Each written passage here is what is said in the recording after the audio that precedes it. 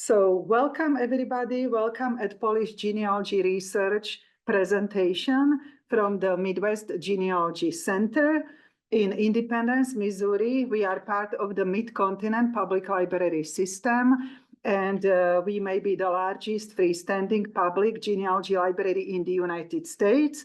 So I welcome everybody who came in person and also our online attendance. And my name is Iveta, and I will take you for that big ride, and we will even end up in Poland on the Warsaw Square, Warsaw, the capital of Poland. So thank you very much.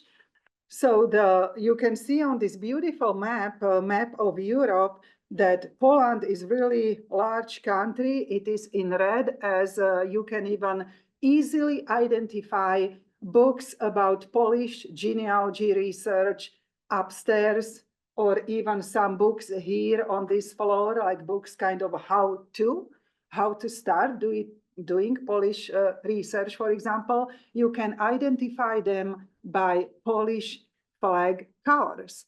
So do you know like which colors like Polish flag has? It is two colors there. Could you tell us? Red and white. Yes, perfect. Red and white. So then it is really easy to identify as you walk upstairs and you see books in red and white, like, oh, this might be about Polish research or Polish first names, Polish surnames. And Poles, it was the largest Slavic ethnic group, because otherwise, like Germans, it was largest ethnicum, but largest Slavic ethnic group in the United States were Poles. And you can even see that US Federal Census 2010 more than 10 million people reported Polish ancestry, which is really powerful. But there is one question, like, were they Poles? Were they Germans, right? Because at some point, like Poland as a country didn't exist, but it was carved among three big empires. So like part under Prussia, part under Russia, and one part under Austria. And we will go through that. So then you need to do your research to figure that out. But think of that also later as those Germans, yes, they would be in those communities. Lutheran records would be like Germans, but later some they could even change like the spelling of their last names. And so you really need to do your deep research to find out if they were Polish or German. But what is also unique in this Polish research, that at one point in the history, it was a large land which was going from the north to Black Sea, because it was Polish Lithuania Commonwealth. Now you can see Poland right here on the map, current Poland, and here is Lithuania. But they combined together, and it was Polish Lithuania Commonwealth, so it was like connecting two seas, kind of. But at another point, completely was erased from the world map. And what is also another obstacle in comparison to, for example, British research, that we still then need to deal with that other language, and even not just one language, but it can be, records can be written in Latin, in Polish, in German, in Russian, right? But don't worry, you are not alone. And we constantly acquire new and new books, and we have really very good books. They will help you with dismantling those few lines, because what is great that you don't need to learn the language as a whole, okay? So then if we go back and look at the map of Poland, so you can see those various colors, and those are principalities. If we translate it to English, they call them vojevodstvo, even, and I am from former Czechoslovakia. I was born in northwestern Slovakia, very close to Poland border. I visited Poland more times, and if I read the text, I can figure out text, because those are neighbors and Slavic languages. And voivoda was like kind of that noble, that person in charge, I could say, and also on that military term. But so voivodstvo is a principality, or transcribed like voivodeship, you can see to English. So there are all these voivodeships or principalities. So you need to find which one it is, because there is a common problem that when you even find the village your ancestor came from, then there might be more than one village with the same name. And so then in two principalities. So there is always, we have really that time until we go to another world.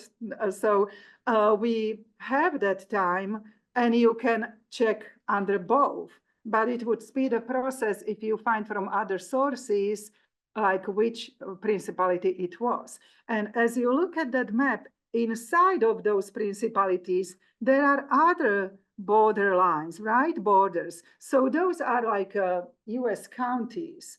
I don't know if we have also online attendance from other countries, including Poland, maybe, but because I know in the past, like we had even people from Australia. So then you can see like inside of those principalities, those other borders, those are in comparison to like US counties.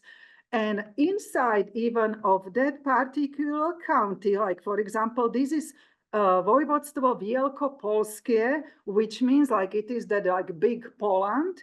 And here is even Malopolskie. So Malopolskie means like little Poland or lesser Poland. And so then inside of that particular county, they call it powiat, powiat. So there are those communities also inside of that one county, similar like you have county and townships in the county, right? So, and they call those communities gmina. Gmina would be one, gminy would be plural. And in Polish language also W is pronounced like a letter V in English, like Victor. For that, it is powiat and gmina.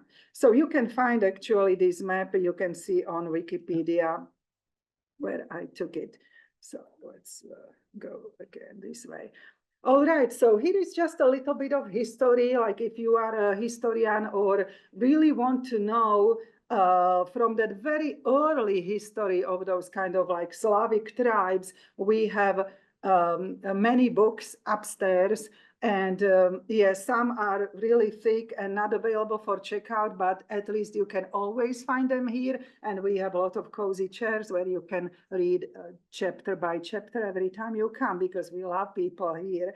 But then I just would like to show you that Poles, Czechs, and Slovaks were West Slavs, Belarusians, Ukrainians, Great Russians, East Slavs, and actually in many Slavic languages, this Bela, Belo, Biela, Biali, you even know maybe when you looked at Poland map, Polish map, that there is Bialystok and various places they could have that Biali, Biala in that word. That means the white, color white. You are really very good.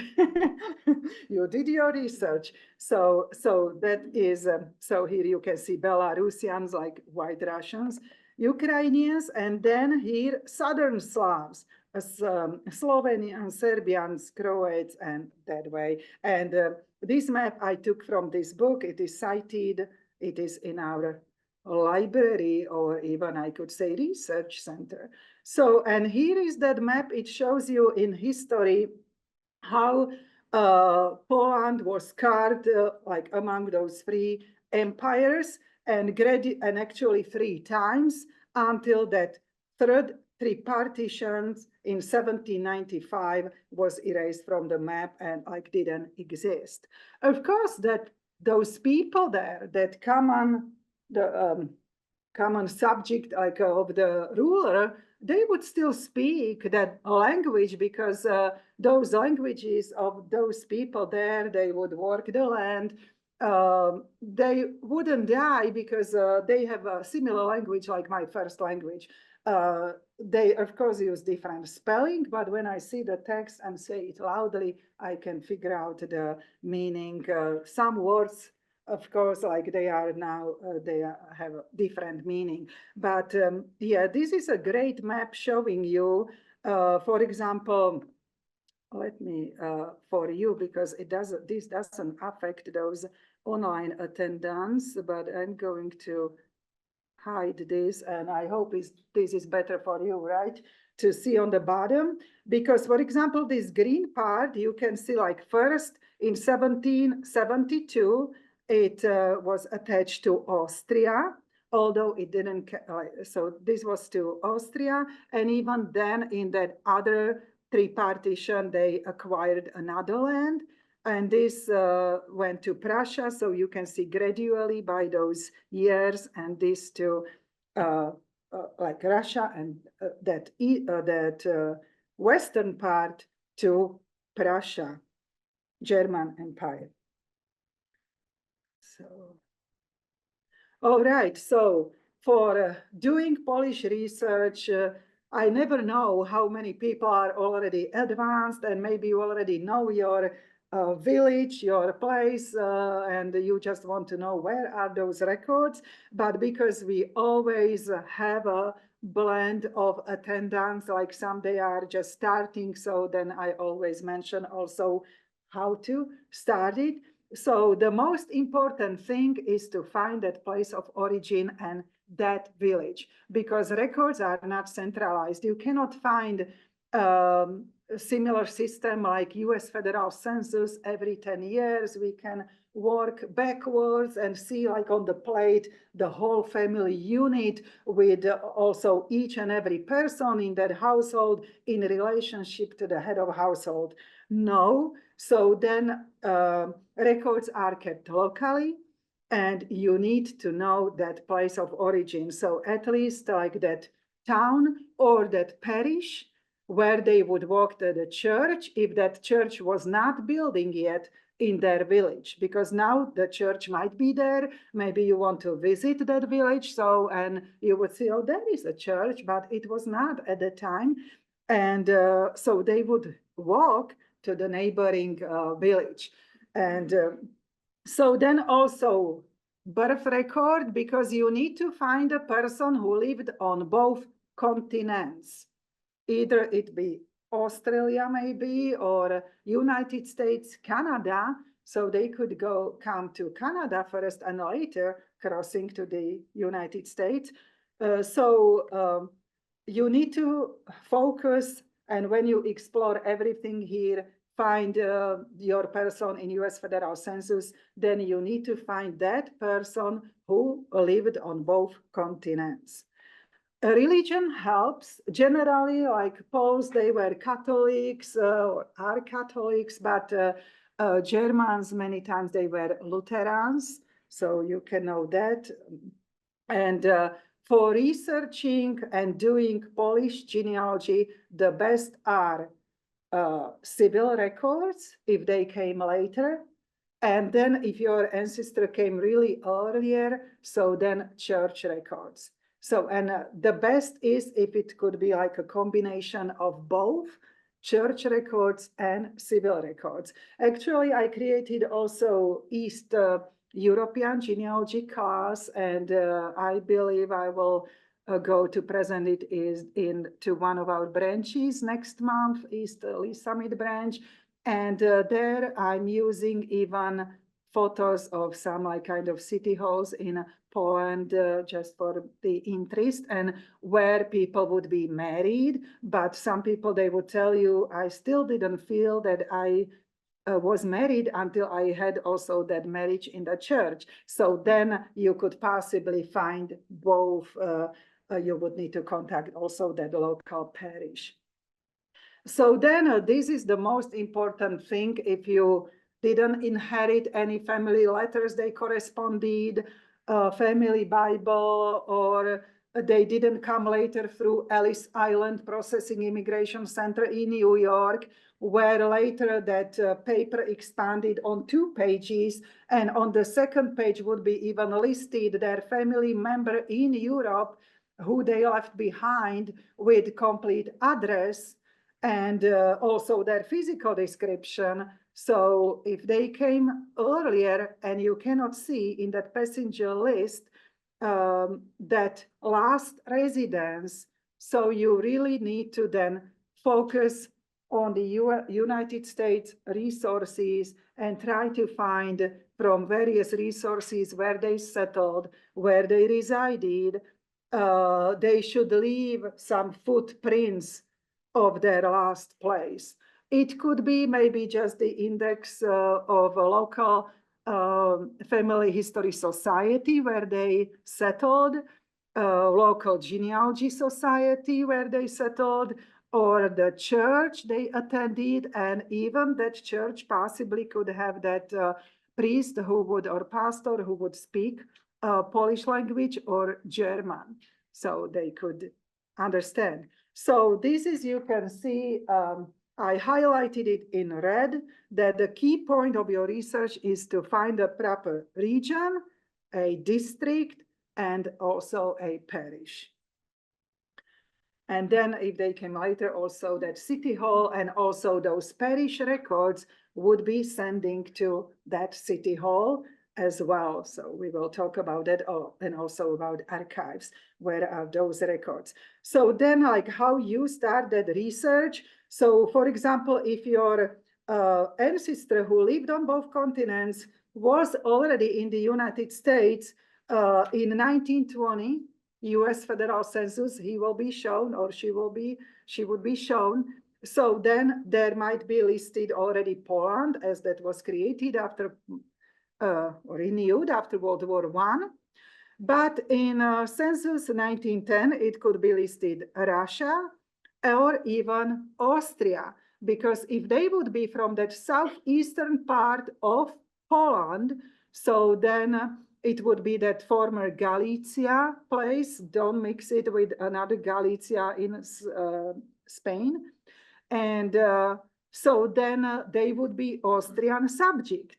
As that happens to me all the time when people say, no, they were Austrians, because the US federal census shows that they were from Austria. But I will show you I believe in next slide that yes, they were Austrian subject, but check other columns in the US federal census, what language they spoke at home, what was their first language, and that will tell you. And especially if you're many times but some Poles, they came really early. If they were here already in 1900, when US federal census 1900 was taken, that would be great, because that's the only US federal census, it lists the birth month.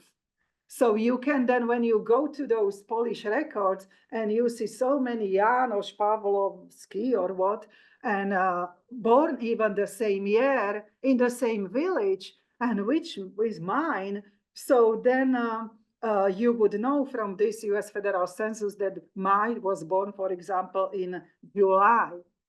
Okay, so that's a very good thing. And read all those columns. Don't be satisfied just with the name. And for example, immigration year, read birthplaces of the parents, if there is listed Russia, and also the language. There is I think 2 censuses, like language of that immigrant ancestor, then father's mother tongue is another column, and mother's mother tongue in another column. So you can really check all those like 3 columns, like what language they spoke, like how they felt, and like if they were ethnic Poles or possibly Germans or from Austria. So then immigration and immigration records might help. If they came from Hamburg, what helps even better than those, like we have right behind me, behind that wall, is our kind of storage. What Mary, I forgot to introduce her, our another a great presenter for other specialized classes. She is now my facilitator today. So she named that room next door where we store all the microfilm and microfiche, and she gave to it the name the vault. So there, thank you, Mary. And actually, she will be teaching a class tomorrow. She can also let people maybe know in the chat online attendance. So she will be presenting another class, so you can register for that one as well tomorrow. But those New York passenger lists on microfilm, they don't reveal that much. But that one created in Hamburg, Germany, because many Poles, they went through Hamburg. So it was created in German language, but you can figure out connecting letter by letter and check in the map because they would record it against those papers they produced, they gave those German officials. And those German officials were very diligent as well, because then possibly US, like those immigrant clerks, they could possibly return those some of those immigrant ancestors back. So then they were really very precise. And in that Hamburg passenger list was always listed the last residence, not just the country they came from, but also last residence. So you can find those Hamburg passenger lists on Ancestry. We have it on our Ancestry subscription. We pay subscription for the whole world Ancestry. So you can check that at any in the Mid-Continent Public Library branches, any branch in our system. If you pay your own Ancestry, you would need to come maybe deeper to your pocket and subscribe to world membership of Ancestry, because these are records created in Germany. So then you can also explore this link, because this German wiki for genealogy covers also former German Empire, which covered most of current Poland. So here is even fantastic map. It shows the German Empire still, which covers also that current Poland. So you can find their like description and where would be the records on this main site of German wiki for German genealogy. That could be maybe sometimes like great to create a class just about this big website. So here is, as you could see, that kind of oval or eclipse there, that we are going to this website. It is another German website from Bremen. There is even now a museum, because before Hamburg was operating as a processing immigration center, there was Bremen before. And both on the north, so, and Polish people, they could go from Danzig, now it is called Gdansk, Szczecin, or through that Bremen or Hamburg to America. So then you can see, you can just write the name. I wouldn't recommend at this point to click with your right clicking on your mouse for translation to English, because then it would translate even those last names and also those place names, because if that place name means, like, for example, strawberry field, it would translate it even to English and you wouldn't find it on the map. So first maybe try to use that original language, and then later you can click with right clicking on your mouse and translate. But here you can see, you can write your family name, and then it will show you that name in, all those records, or you can go through this Heimatorte. Heimat means in German, like homeland, like, and Ort means like a district. So then if you already know, possibly you can click on that letter, or just try like various, or just type here that name, and then it may show you something like this. So you see this, they came on 4th September 1920, they embarked. from Danzig, but it's stamped in Bremen. And this is the same like Hamburg. It would still go through that Elbe River to that Hamburg port. The same Bremer and Haven would be like that port close to Bremen, originally from Danzig, which is now Gdansk, Gdansk in Polish, and to New York. And so then you can see they were from Poland. This is in German, right? And for example, here you have this name, this Radunsky. That's like a very kind of like Polish name. So last residence, you can see Slonin. You need to check if there is more than one, but this means last residence. They belong to Poland. And here is occupation. Sometimes they could continue if they were kind of artisans, craftsmen, the same occupation, for example, glassmaker. But so I can see this one was Tagelöhner, that means like a day laborer, and see like that, how to say it in English, that target, that destination of their rise, of their travels would be New York. So this is something what you can check. And then there is another option to find even passenger lists. For example, at one of our research databases, you can reach on remote access from home if you have a library card. And so I use this website, Heritage Quest Online. One of our research databases, you cannot, as a person, to buy a subscription. Just the libraries can buy, and not every library has that in the United States. So, and so here I found my last family name is Blahut. And if you saw on that first slide, my whole last name, I add also OVA at the end. Polish females add usually letter A at the end. So that indicates that it must be female. But family name is Blahut. Jan is also my husband. It is like John, but this is not him. But you can see how common and frequent that name was also in Poland. So you can see like a subject to Austria, all these people in Austria. But for example, this one was speaking Ruthenian. It would be those Carpato-Rusins. And this Blahudian was speaking Polish. And so he was coming from Lekavici. And you can see he left behind his wife, Teresa Blahud, in Lekavici. It is one village in Galicia. So it is above Slovakia. Part of former Galicia is now in Ukraine. And so this is really great. And he was traveled with this Lesnivsky Jan, and he was from Riglice. Possibly these could be maybe neighboring villages. And you can see this left behind Stefan, like father.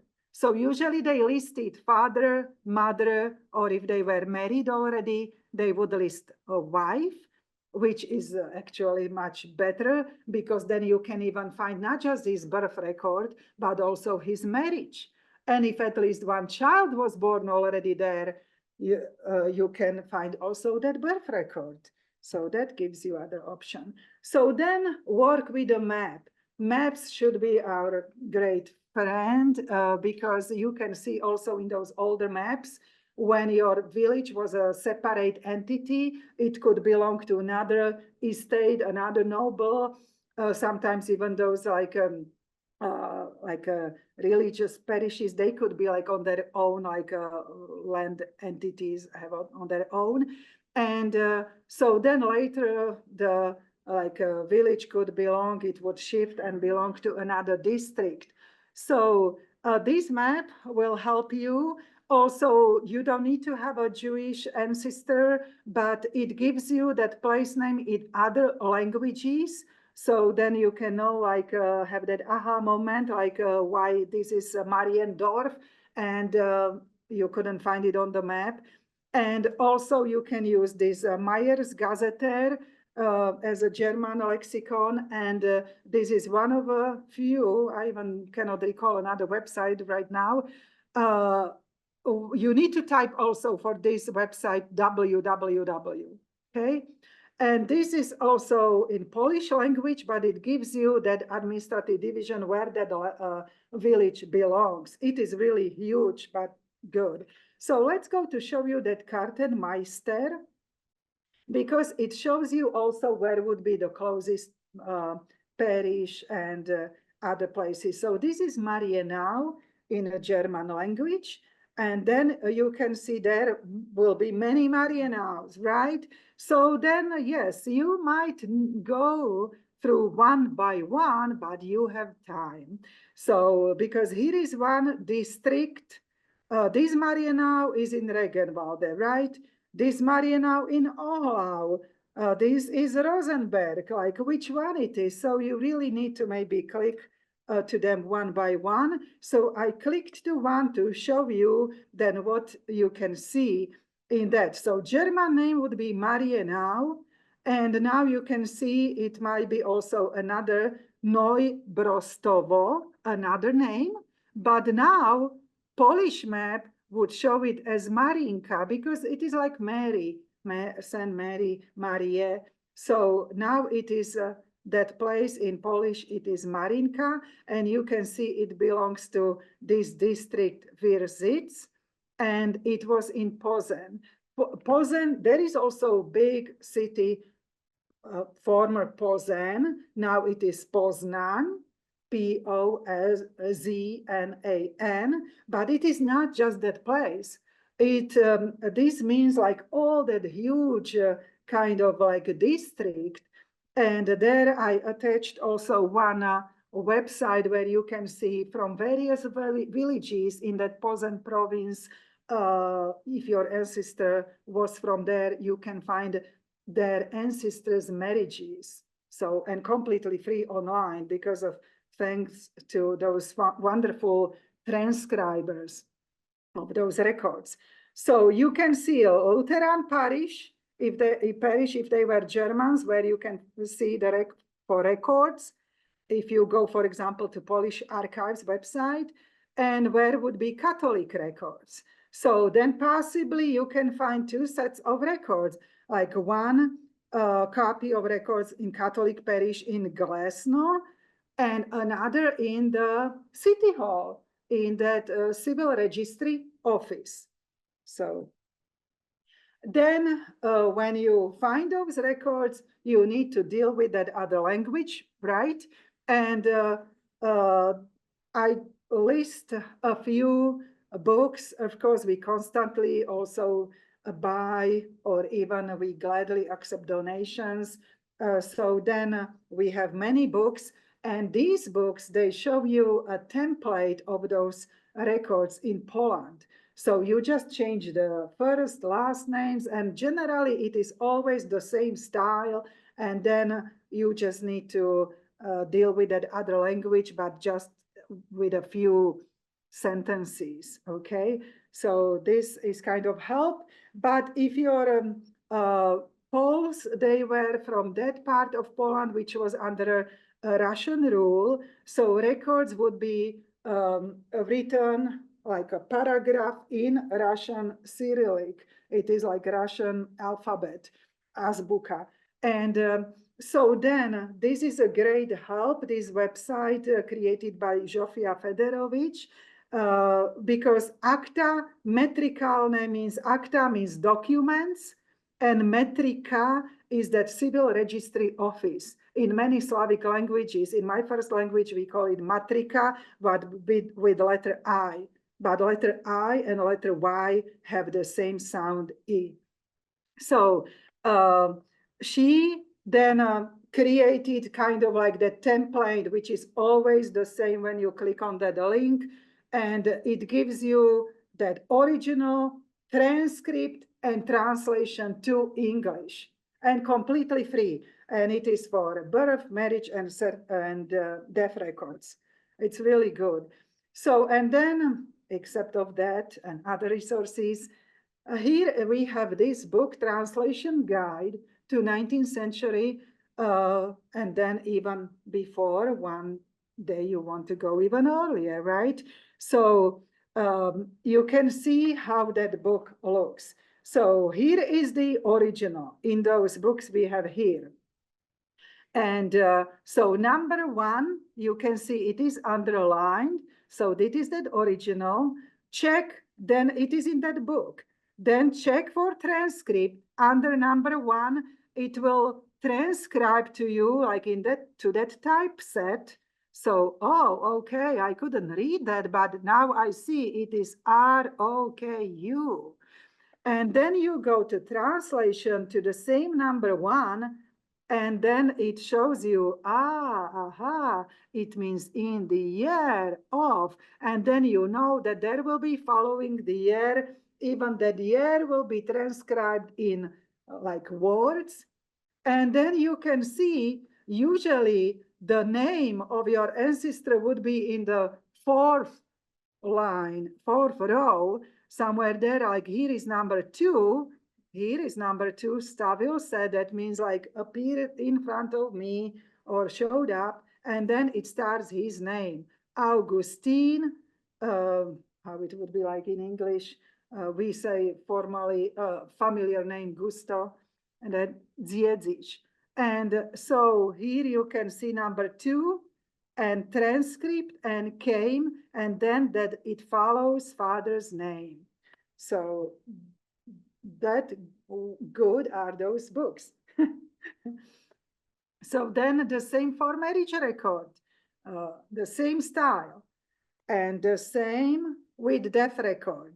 And because Russians, they didn't come to, didn't switch from Julian calendar to our Gregorian calendar, and America, I think Germany came 1752, but so then, because it was created by those clerks in Russian language, so they first listed, of course, like that Julian calendar, and second would be that Gregorian calendar. So you need to go by that number 7, because here is listed in words that Sastoyalos verbum wasn't just Satovo Cabra. Yes, so then it shows you December 8 is the first wasem, then slash, and second number is 20 decabra, which means like the 20th of December. So you need to, so I transcribed it like slash, and that second number, that is that Gregorian calendar, because the Russians, they switched to it after their October Revolution in 1918. So you go by that second number. Then also, because they use various kind of diacritic marks, different alphabet letters, and then how to pronounce those letters. It is great if you could learn how to pronounce these letters, because you would understand why your ancestor who came here, why they pronounced even like some words the way they pronounced, or even their names. And then why they changed spelling of that name, their own name, because they would like to hear, if not the same, at least very similar sound of their name. So, and because then you would see like, okay, he didn't have, but you would find later a document where his original name would be this, CZ, SZ, So, and it is actually sound like combination, somebody, great person. I like how they found it is literally, as you say, fresh cheese, sh together, sh. So yeah, I'm grateful for that, who found that fresh cheese combination. Or this, like a little diacritic mark, right? Like how to pronounce that.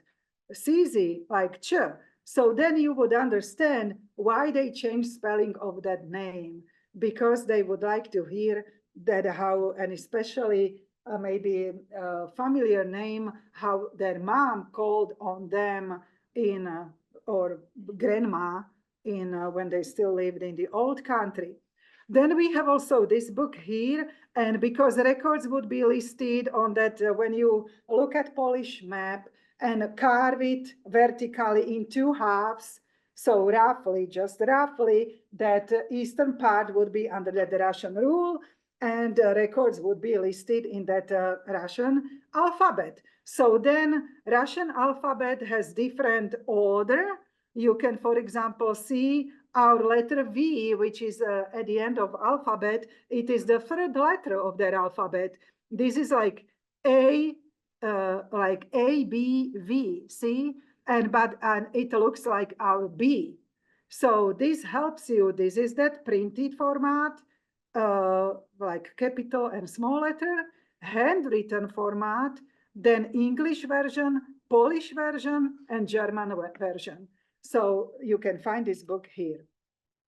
Okay, so where to find those records? So I would start with Family Search website because they were in many countries of the world and were allowed on the base of the contracts to scan and digitize various records from various countries of the world.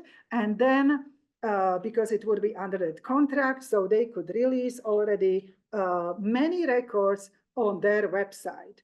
So when you know the place in Poland, so then go to familysearch.org website, click on search, and here you can see that search, and click on the catalog because it would unveil some links, and then type that place.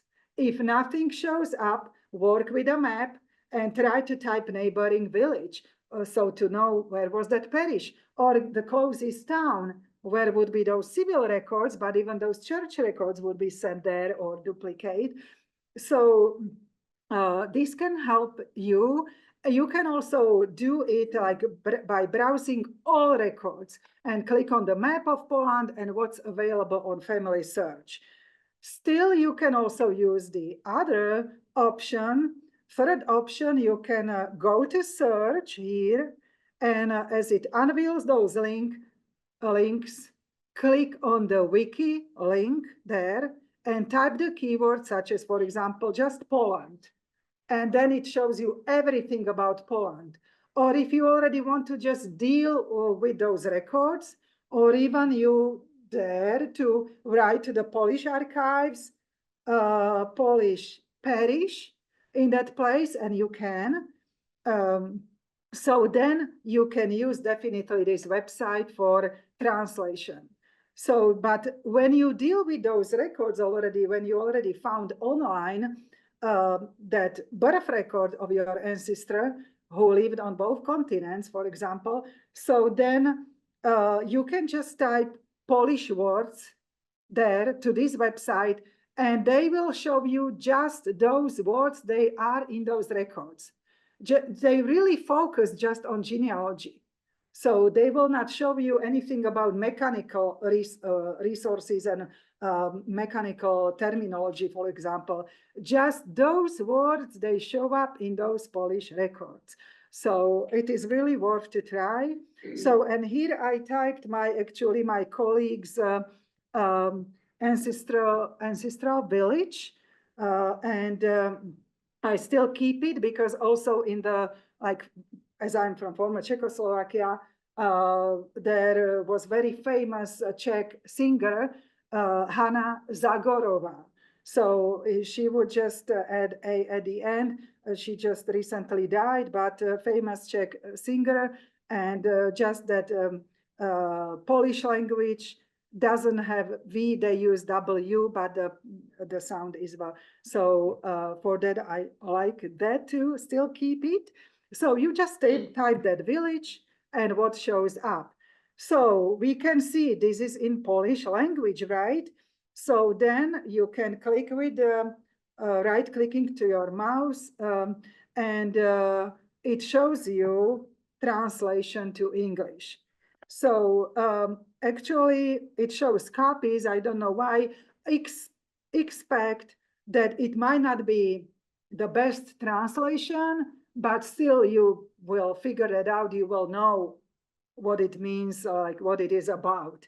So, but these are those matrika books, like civil registry, like kept in civil registry offices or parishes, and then you can just pick up your time period you need. So here we can see birth records. So you would check, okay, I need this time period. And especially when you see that camera icon, like, wow, this is great, because then those records are completely free online on that family search website, okay? And they would look like this. Again, you can see it would be like even that year, although they help us now, they wrote it here, but it is also here transcribed everything. So, and what is also good that it shows you, like here is Stavil se, and it is exactly in that fourth line, like came to us Daniel Zellmer, Zellmer. So it sounds German. Germans, they would pronounce that letter Z like C, like TS, Daniel Zellmer. So, and then you can deal with that record because we have books for reading for in various languages, or that family search website might help you with those words. So then let's go to Polish archives, what they already have for us. So I already mentioned that, but so metriki is plural, and metrika with the letter A at the end is that civil registry office, where even those books from parishes would be sent and would be kept there in those civil registry offices for 100 years for birth and for marriages and death records for 80 years. It makes sense because if they were married like 20 years old, right? So then later, those older records, then they would be sent to regional archives. They could be even in city archives for a while and then later to regional archives. So if you plan your trip to Poland, so plan it that way to visit that civil registry office. Usually it is in the city hall and on the Times Square, usually. And next to it, usually is, or somewhere close by, is like a visitor's office where you can go and they would give you also some helpful ideas. And then you can plan visiting city archives and then regional archives where records would be sent from your town or your village, okay? So here is that main archives website of Poland. And luckily, they even, it could get us to those records as well. So you can see they have also English version. So then you can go to search or you can click on the map and see what's available. So then you go like search in the archives. When this shows up, like click search, search the archives. And then you can type the place, what you already know, right? But I always go, I want to see just what's available already free online. So then I always click here, only photos, where are those digitized images, those scans. And then you can also click here, search vital records, okay? And then when you click on that, or just search all vital records, if you don't type any village, any location, so it would start in that alphabetical order you can see. And all Abramovice. So this is one in Lubelske, like principality, and you can see Roman Catholic and Church of Saint Jacob Apostle, right? And always try everything what is in blue, because you can see there are those clickable links. And then something good might be behind, expecting for us to discover. So then click at that blue link, and then you will see like, oh, okay, but I still don't know what is this. So this is the same page, but I just clicked with right clicking on the mouse because yes, many websites, they have in the upper right corner the British or USA flag, so you can switch to English. But many times inside, when you are inside of those websites, suddenly they don't have that flag there anymore. And then what to do with those pages inside of that main page, main website. So then you can always use the right clicking on your mouse, and then there would be one of those options, either Google, either Firefox, and it gives you that option, translate to English. So then you can see how many scans are already there, and here also what you can expect, how much was already digitized and is online. So, and then you can also, of course, pick up by the time period what you need. So I picked up on the year of 1811. So, and luckily I can read also in Russian. So then so here is that again, written in that kind of like in words, and you can find it here in Shukaj v archivach, which means search in the archives. And that then Gov and PL stands for Poland, and that way. Okay, there is another great website, like Genealogy. Yes. Oh, yeah, you should tell me that already a long time ago. I'm sorry. Yeah, this doesn't affect our online attendance, and I hope we have still somebody there. And but for those like in person, because probably it was harder for you to see. So yeah, you could let us know. But I promised when you were here, and then Iveta forgot. So let's go to this website so you can explore. So you can see there is that Polish flag, but also US flag. And it is good to explore that website gradually, everything, because when you will be working with that more and more, you will be more and more proficient and can even help other people as you, for example. And so then we can start with this one. Like think of this like genealogy and like Sukaj, like or Shukaj, like search, and like genealogy search, or here even you can see.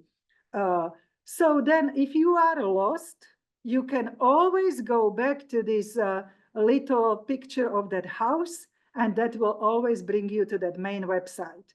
Okay, always just look when you click, for example, to this, because this is great too, as because I lived there really long time in Europe, even had a career there. And so when because I lived in 3 places in former Czechoslovakia, and so every time you needed to go to that, like register with police when you changed your address, and here would be those meldunkové, those indexes when people change addresses, you need to report it with officials that you change your address, and those changing addresses you can find there. Or even like those, they died in World War I, for example. So it's really great, but definitely you can switch to English version.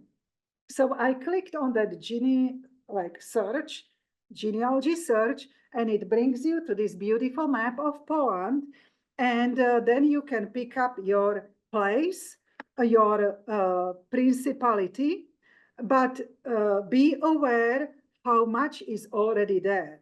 So this means parishes, and then how much is already there. So then it avoids you some frustration. But because this image was taken already like some time ago, so check that, and at home, and it will be already much more. Still, you can see, for example, Lubuskie voivodeship doesn't have that much. And I have here coming customers who have German ancestors. And so from these places and the Szczecin area, but now it is in Poland, and it is like not there yet, like it is slower coming, but more villages are gradually coming there as well.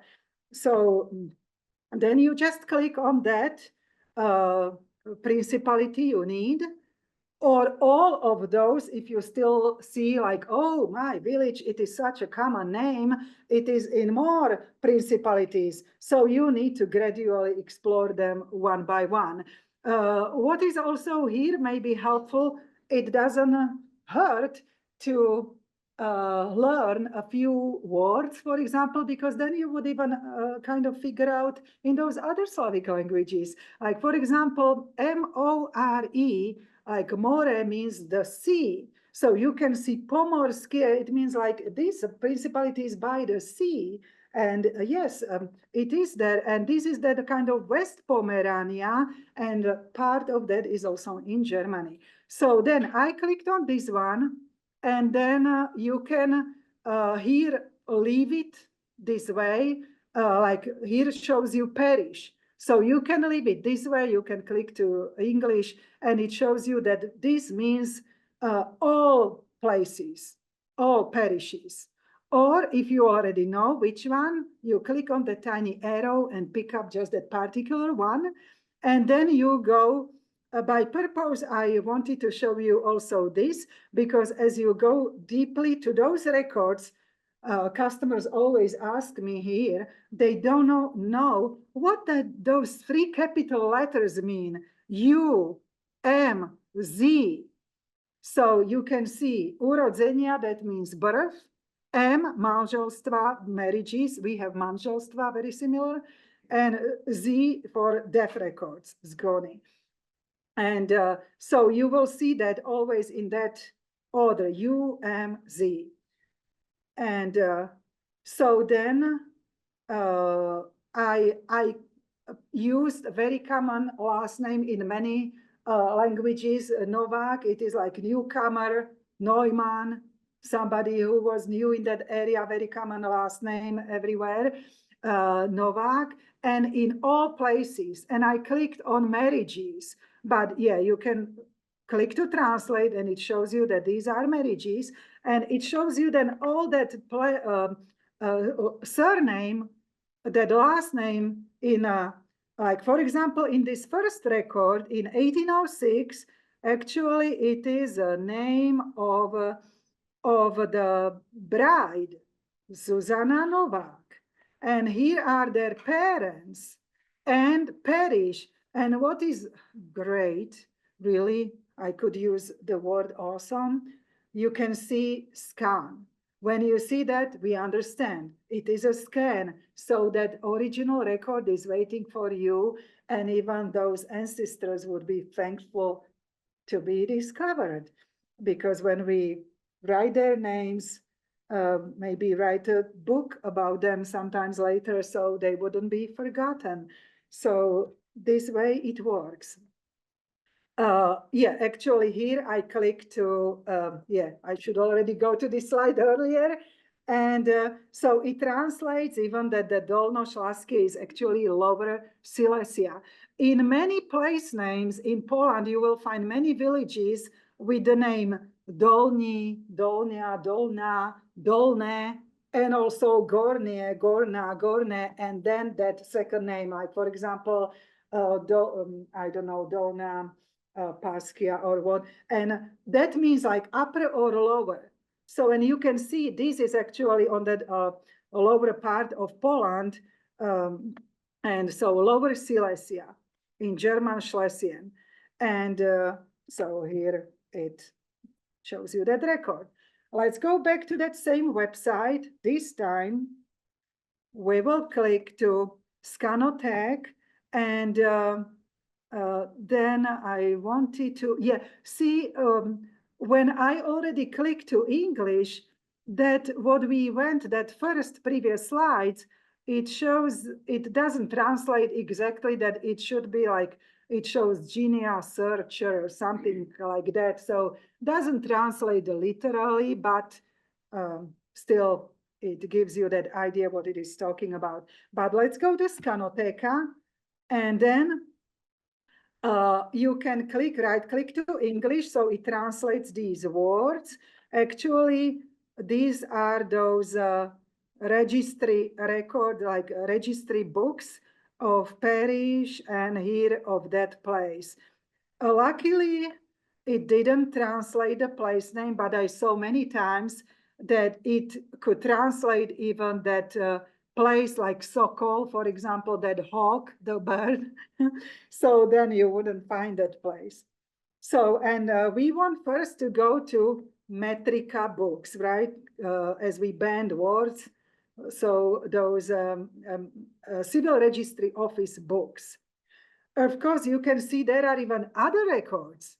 Maybe your ancestor was even in the court with another neighbor, right? Yeah, that it covers my thick red line. But under there are court records because SAD means the court, and we have sued, similar. And here are those other books when they changed address and notarial records if for inheritance, and that notary has to have like the law degree, a very important person. It was usually priest, teacher, and notary, very important persons in those communities. So then I clicked on this time on this one, Kujavsko-Pomorskie Principality. And then you can see all these things you can click at. And so here are civil records, civil in that civil registry office, and then you just pick up like what time period you need.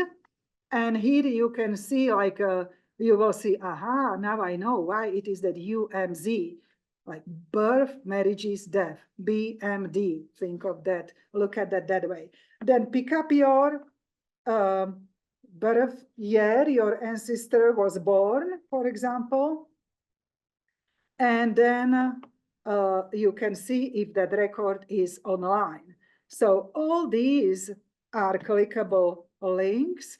And so you just click on particular one. I clicked on Civil Registry Office in Ripina, and for records for the year of 1818. And then I shrinked it just to birth records. U for birth records, 1818. It shows you this. Then usually either at the very end will be an index of all those names. Sometimes it could be upfront. So check for both, because there will be those names larger written, and then you can know what page inside will be your ancestor. But look at those pages inside of those books. They you need to find inside of that book that page listed there. So you can see here is that index how it looks. Like Mariana, like Mary Ann, you can see Tsiechovich, right? And you can see like the document will be document number 3 and what page. So something like this you can see, and then you can go to the document. Then here are other websites you can check even for surnames, where some especially not common, not frequent surnames, where they show up more frequently. That might give you idea where you can focus and orientate maybe which principality. And then also, if you think like to go to Poland, there are various professional genealogies. They even present for United States, various societies or various events. Some names even come to my mind right now. And they could even drive you to those villages. And if you pay, also do some research ahead of time for you. One is Daniel Buchko, I know, or one is, what's her name now? I cannot come, but I know how she looks.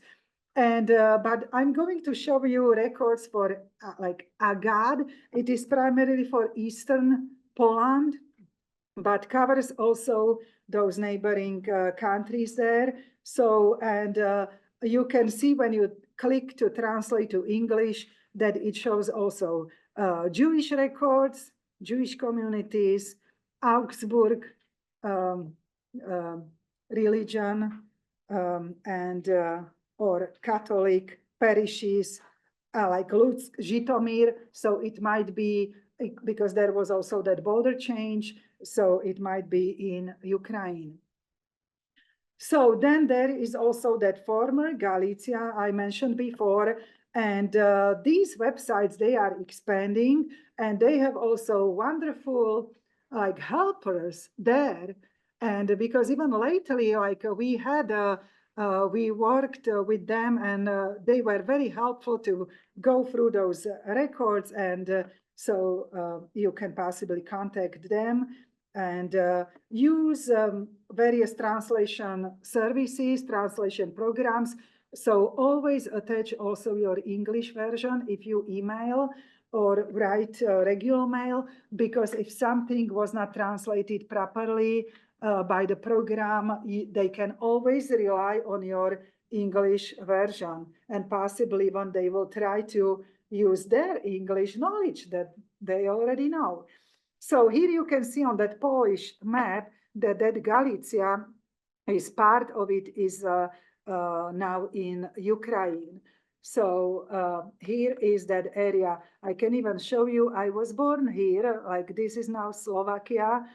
First Czechoslovakia after World War I even copied kind of this area and had even border with Romania, but now it is this part like those Carpathia-Rusin, that area is now in Ukraine. So you can see, and I was born here, studied in Bratislava, but also lived in Western Czech Republic in Carlsbad. But let's go back, and here is that Galicia, and here somewhere is that border. So you can see like this area is now in Ukraine. But Galicia started to put land records online. So maybe then one day you can plan a visit and see if that house is even to somebody else. Somebody else is the owner of that plot, of that property. Still possibly, like you can go and see how it looked, and maybe the church, like where your ancestors were walking to the church nearby, and that. And maybe from some records, you even know like how it was that that house number or that properties number. So this is in German. Stadt means the city, and so Podgorze, that would means it is like kind of you could expect that somewhere nearby could be like a kind of forest or the woods. And so it would be on the brink of that somewhere there, and you can see that map how it was. Those yellow structures, that would mean that they would burn easily. They could be like kind of like structures for like for winter time to store some hay or what. So from the straw or built from the wood, and that would indicate that way. And here you can see another cadastral map where would be even, especially those larger plots, the names of your ancestors, like what they owned. So you can see this is a Tluste place in website is called geshergalicia.org and cadastral map. And you can see even their names, like Vicens. This is like Shumtakonsky Vicens, I think. This is Peter, Peter. I can see it is written in that German script, kind of. So here is another Gortik, Peter, like Peter here. And so that way you could explore if you have those ancestors from those lands. Then Jews like Poland, they They accepted like Jews when they were, for example, like going from other places. So there was even kind of that, where is that, Belarus, also like that pale of settlements, but Jews were in Poland, and Miriam Weiner, the author, we have like books from her. She did also wonderful job. She did also part of the year there, and these books might be helpful for you. And then you can definitely explore the Jewish Gen, but you will need to create that account. But also this RTR Foundation for indexing, and possibly you could even help with indexing on that JRI-Poland.org website. And so let's go to that RTR Foundation, how it looks. It is that website of this Miriam, and she wrote this book. And you can see it covers also, because they could possibly travel, not just Poland, but also these other countries. So maybe your DNA shows that your ancestry is actually like from all these, like my DNA ancestry shows the whole Poland.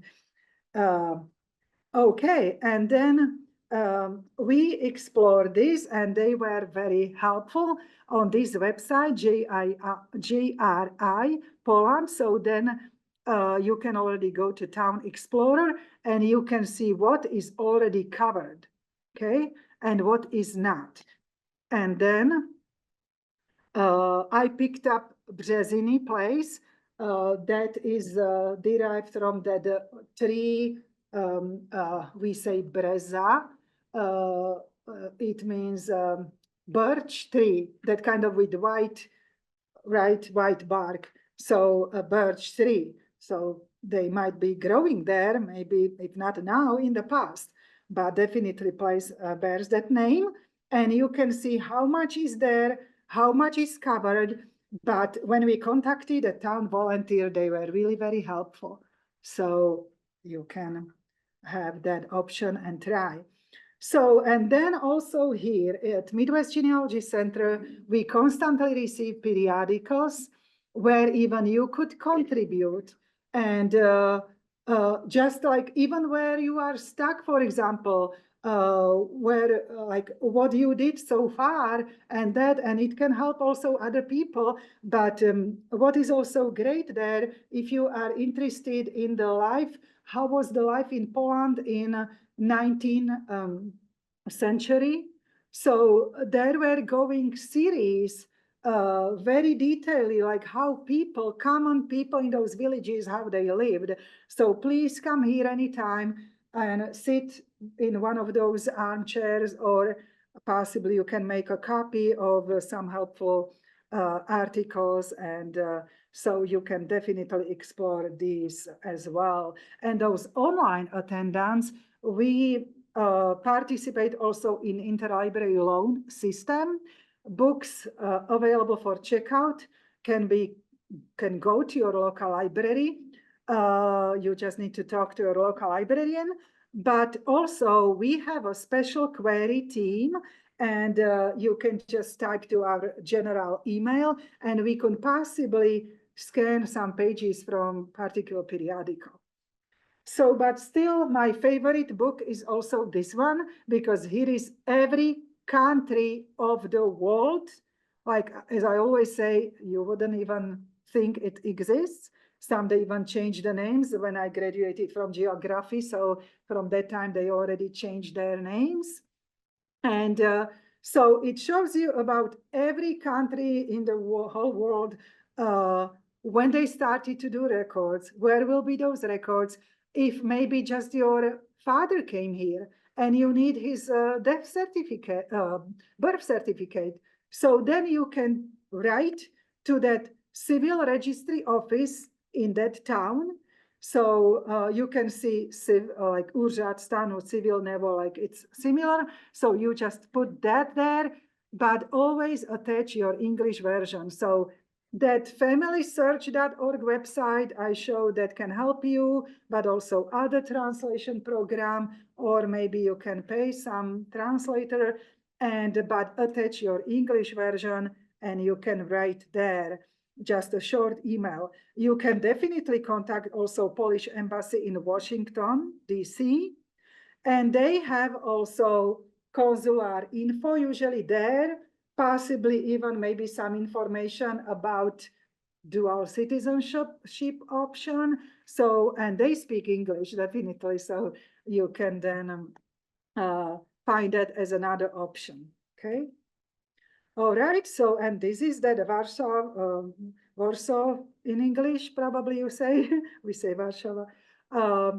The Times Square in Poland, there are beautiful churches, cathedrals, like in Krakow, and there are even those famous, maybe somebody online know, do you know about Krakowki? Like, I like those always, Krakowki, like special candies, and the cow, like animal cow was always on the each candy. So we call them Krakowki. So then I just wish you a happy research. So you can see, this is that do you remember that fresh cheese? Szczęśliwe badania, like research and genealogiczne. So, and then this is not the exact translation, but how people would say, but something like good luck, like powodzenia. And that we have time forever. And I am even curious about my kind of like, wow, like Poland, it showed DNA. So then, and if you play with an idea to go there one day, so then happy traveling. I wish you, but I have still one more slide. As we would love you to contact us to this general email, and even with many questions you might have even about this presentation. And so then you can even leave a note for Iveta, or generally it comes to our query team, and we treat these like everything what you write to our email address as the query, and we will take care of them in that order how they are received. So please write us, call us, and we can help you that way. And if I cannot find the answer, for example, immediately or even today, maybe you need to leave, or maybe I don't know the answer right from the top of my head. So please write to this email address, and you can also follow us on our social media. So then thank you very much for attending Polish genealogy research class.